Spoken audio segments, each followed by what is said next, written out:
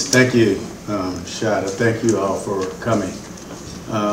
We've just completed our summer plan, which we found to be helpful in us fighting some of the crimes that we were seeing over the past year. But there were still some challenges that we faced. One of those challenges was in the space of repeat offenders. This is not a new phenomenon. This is something that we continue to have to fight back and push back on as it relates to us for fighting crime. We all know that most of the crimes that we see in the city of Atlanta is being perpetrated by a small number of people repeatedly. But it makes it even that much more challenging when these people that we arrest, and then we find ourselves arresting them multiple times again for very similar crimes or even more aggressive crimes. And so the men and women of the Atlanta Police Department are very committed to what they're doing. But it becomes very discouraging when you find yourself faced with a person that you've arrested time and time again. You've heard me speak before that when we are fighting crime in the city of Atlanta, that is not just on the police department. This is a criminal justice responsibility, and that requires the courts, the sheriff's office, the DA, the probation and parole, community service. Everyone has to have a hand in doing it, and some of our partners have been very strong in their commitment in helping us fight crime, and there are others that we think that really just need to help us out a little bit more. And so this conversation today will clearly give you a more in-depth look at what it looks like when we speak about repeat offender. So we have a number of people here. I'll let them do their own introductions. And we'll start with Chief Hampton, go down, and then we'll go right into the meat and potatoes of this conversation. Good afternoon, Deputy Chief Charles Hampton Jr., Criminal Investigation Division, where fugitive currently sits under my division. I'm Major William Ricker. I'm the Special Enforcement Section Commander, and that's where a fugitive falls within our section. Good afternoon. I'm Captain Pete Malecki with the CID Unit, Crimes Against Property. Benjamin Vaines. I'm a lieutenant and assigned to the Fugitive Unit. Good afternoon. Deputy Chief Timothy Peake, Field Operations Division Commander, which encompasses all 6 police zones.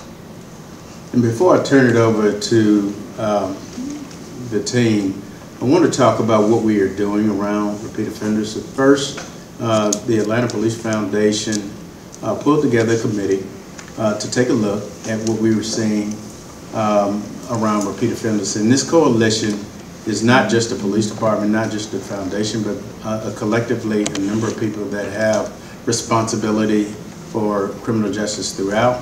We recognized that there was a problem, and in just what we found is that many of the different institutions, different agencies and departments really don't speak well together in identifying repeat offenders. And that's something that we are actually working on. But in the interim of that, one of the things that I was able to do with this team is create a repeat offender unit. We established it at the beginning of the summer, in which they are able to track repeat offenders so that we can now give a better case file over to the DAs and the courts so that it can help them more readily identify repeat offenders and take them off of the street. So with that being said, I guess I'll turn it over to Major Ricker, and that he could tell you exactly where we are from there.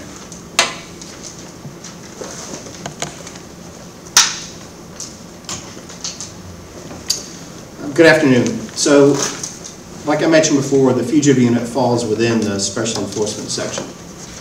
So, for the year, a fugitive has captured 638 individuals with warrants. And then we look at the most significant ones, 67 that were wanted for homicide and 380 that were wanted for aggravated assault. So during the same time, we came across an individual by the name of Tory Weich.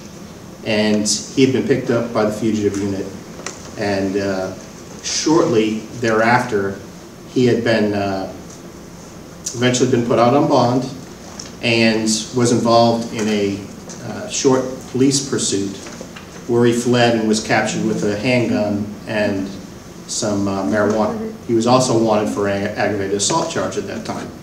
So that kind of piqued our interest in how this subject could be out on bond for murder at the time and be back out doing these crimes.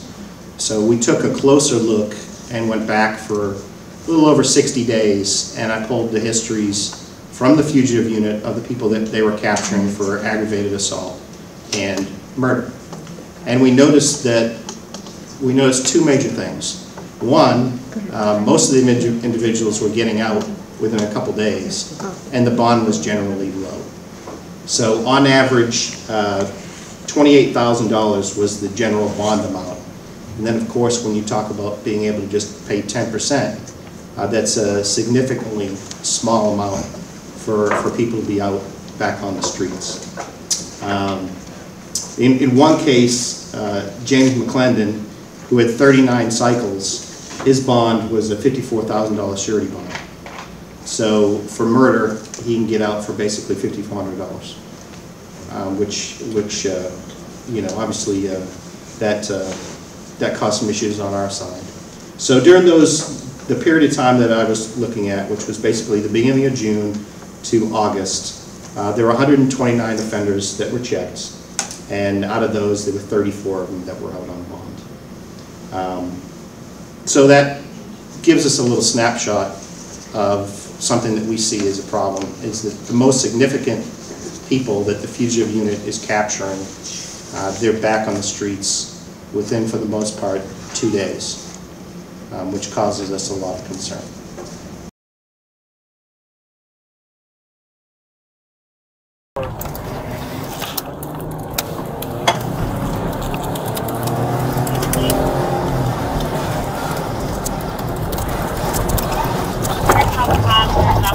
Got him.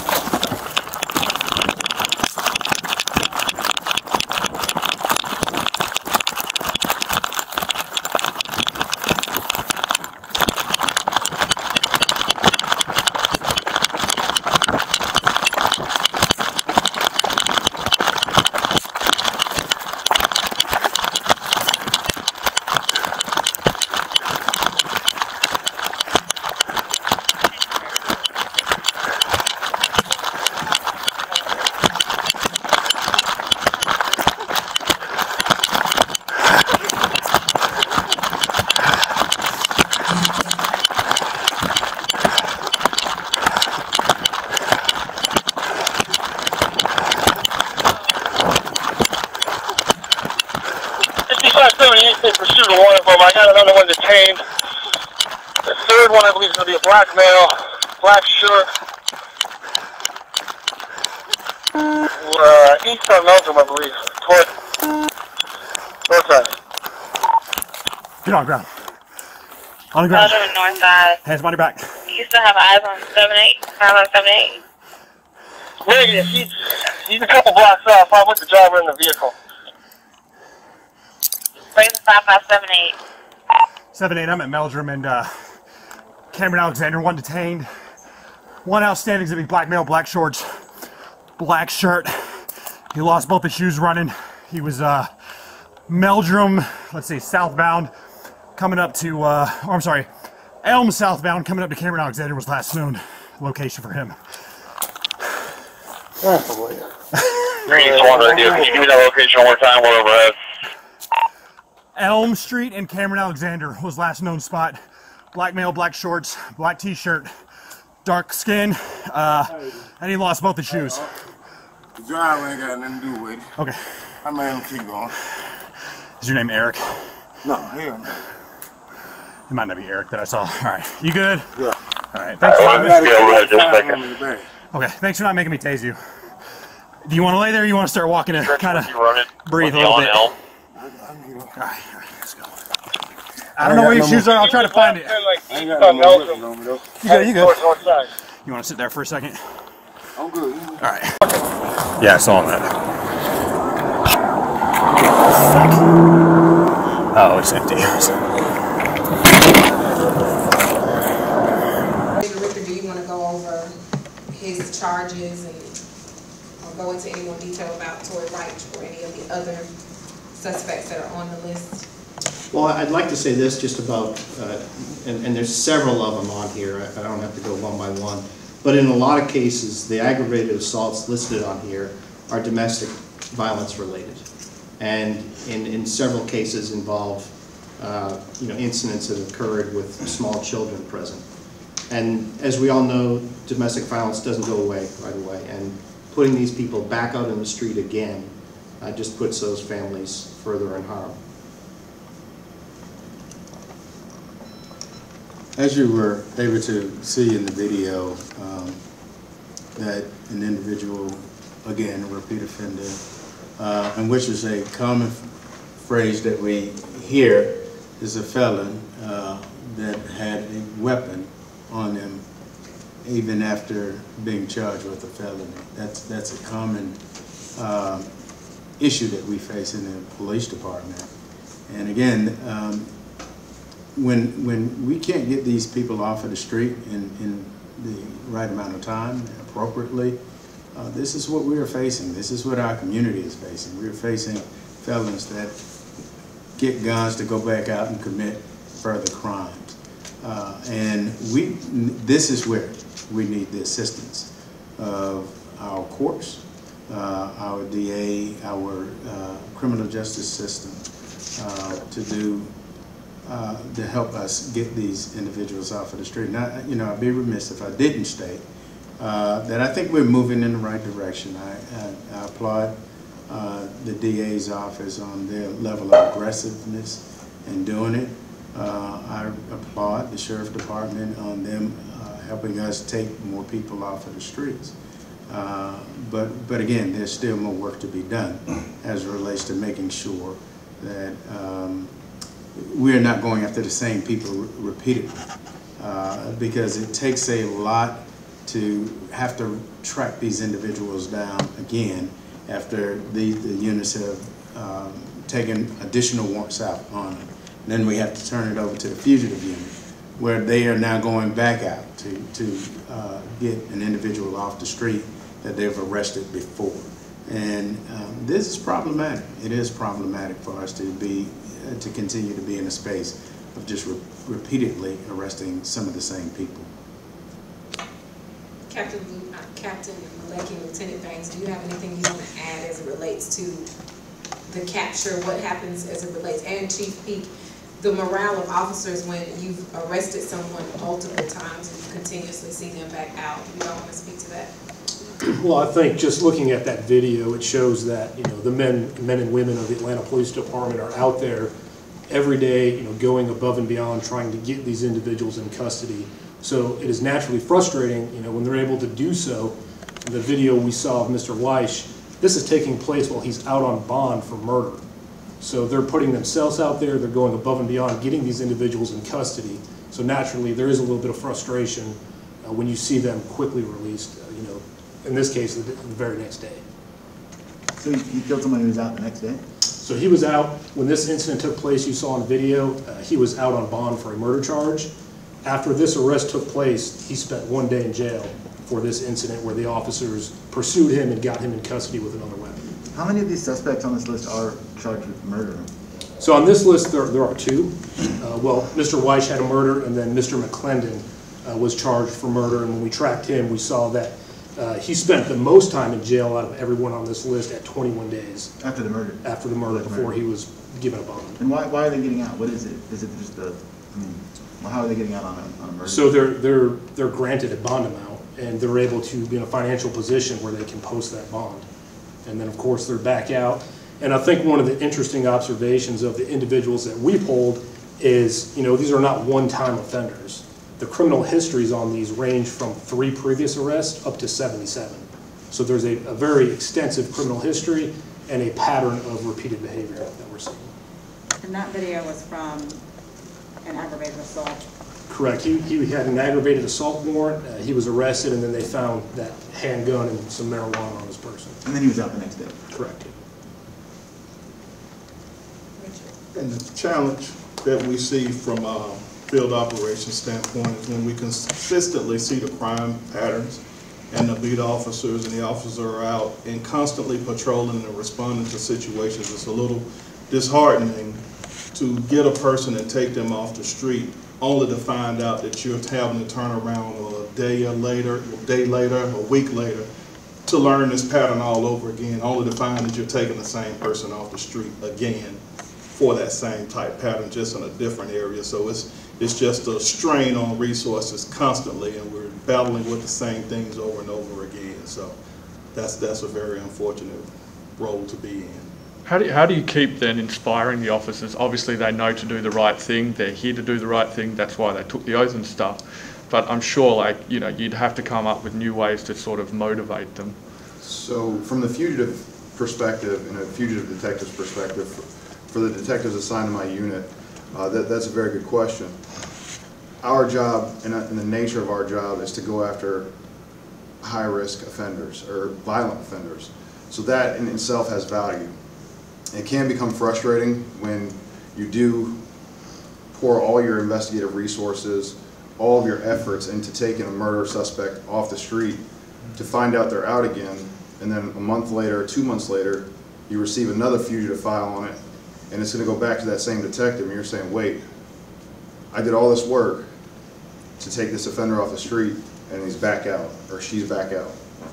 But to know that there's value in that job, the detective takes pride in that job, and the motivation is really going after someone that has committed a violent offense, shot somebody, robbed somebody, or even murdered somebody. So that in itself is part of the oath, but there's huge value in that for that detective and pride. The commitment and the dedication of the men and women of the Atlanta Police Department has remained strong. And yes, there are moments that you will have peaks and valleys of frustration, but the level of commitment stays there. And that's what they go out and do every single day. This is just one of the videos that we could have shown you where police officers are chasing bad guys. We hear it and see it every day. And so the notion that there's a lackluster or there's anything contrary to that is just wrong information. It's bad information. These men and women go out and do this every single day. And we recognize, we know, they know that some of the people that we're going after, we've chased them down before, but they stay in it. Chief, without pointing direct fingers, where is the breakdown happening? Is it magistrates or superior court judges not getting the information, or some of these judges not wanting to put people in jail, or they're looking at Fulton County, Rice Street, and it's just too full and they want to cut down on the population? Is there some? I think that's where the Repeat Offender Commission really comes into play, as that is where the investigation and the work on how we get beyond where the breakdown is. There are a number of people on it working to improve it because there are different places. Each institution, each system will say, well, we found fault here, we found fault there. What I can tell you is in the Atlanta Police Department, one of the things that we're trying to do is improve upon the reports that we're providing and ensuring that with the Repeat Offender Unit, that we're giving them all the information that is needed to make sure that they are aware that this person is repeatedly violated the law and victimized our community. I remember back 10, 12 years ago during the recession, we saw the same kind of thing. There were a lot of repeat offenders, and citizens got involved. They had court watch, and they would keep it on their radars, repeat offenders in their neighborhoods. They would track them, show up for court, and let the judge know. Is there a part that citizens can play in this as well? Absolutely, and that's part of what we're doing. But however, you recognize that we're in a space of COVID where the courts are very limited in what they can, how many people they can allow in. And so it makes it that much more challenging for us in the time that we're in. But we're doing everything that we possibly can to get this information out. Chief Peak is in charge of the zone commanders. That information is given to the zone commanders so that when they're addressing MPUs, that they are trying to conjure up just as much community involvement as it relates to fighting crime in their community. Chief, do you believe then still in signature bonds? I recognize, you know, that there's a place and time for it. I understand that you know, you have to look at the disparity where two people commit the same thing and one person get out and the other one can't. That's out of my realm, but I recognize that it is an issue, and I recognize that there are cases that where an individual is a violent offender or doesn't propose a harm to the community may utilize a signature bond. But here, what you're seeing and hearing today, these are people who are violent offenders and are victimizing citizens of our community. Do you have any involvement with speaking to the court system about setting a higher bond? Has that been a recommendation from your department at all? We worked through the DA's office in having that argument, and that's who will make that presentation for us. But we communicate with the DA and support her in her decisions, and we just got more work to do. Do you feel as if, since this is not the first time we've heard about these repeat offenders hitting the streets, is there a sense among the detectives and those who are chasing these criminals down that your pleas to maybe the court system or someone else are falling on deaf ears? I don't know if, and I'll be glad to turn it over to someone else, but I don't know if it's a matter of we think that it's falling on deaf ears or if they're not being held to the same level of accountability that we are being held to. Clearly, when crime goes up, it goes down, this group is the one that is being held responsible for it. But we're only one piece of that criminal justice system that anyone can tell you that are being held accountable to that same degree. You mentioned earlier, Chief, about how it's taken the system to track repeat offenders is coming together now. How come it hasn't happened before? I couldn't tell you why it hadn't happened before. When you're dealing with different governments, different systems, the technology that works for one agency may not work for another, and it just makes it that much more difficult to communicate. You're dealing with literally 3 different levels of government: the municipality, the state government, and our county government. And when the systems cannot talk, you're going to have people slipping through the cracks. As far as y'all know, have there been any instances of homicide suspects committing additional murders while out on bond? I don't know if we've had additional homicides. At least with the ones that we looked at, we didn't see that. Not to say that that hasn't happened in the past. No, just from you, how long was that time period, did you say? We just looked at basically the summer months. Okay. Claire, Veronica, did you all have any questions before we wrap it up? I think you answered my questions. I know you got one. Go ahead. In your opinion, I mean, if somebody's accused of killing somebody, I mean, should they be getting bond at all? Personally? Well, you know, again, I'll stay in my lane. I believe that, you know, they have a right to a speedy trial like anyone else. Things of that nature. My personal opinion of it differs. But I think that everything needs to be taken in totality when making that decision. It's disheartening for someone to get out of jail for $100 and they've taken someone's life. I find that problematic personally.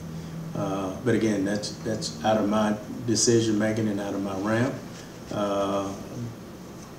We just have to do our part when they get out and commit another crime.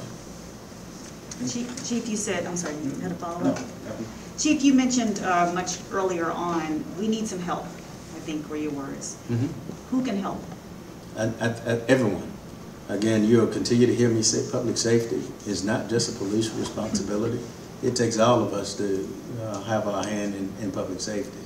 And that includes every entity of the criminal justice system, but the citizens involved as well. As it was stated, we used to have the citizens come to court watch. That helped us get bad folks off of the street. And so that's how citizens can get involved. They can get involved by having conversations with their judges and letting them know how an individual is affecting their community. So that's it. Everybody getting involved and paying attention to what's happening.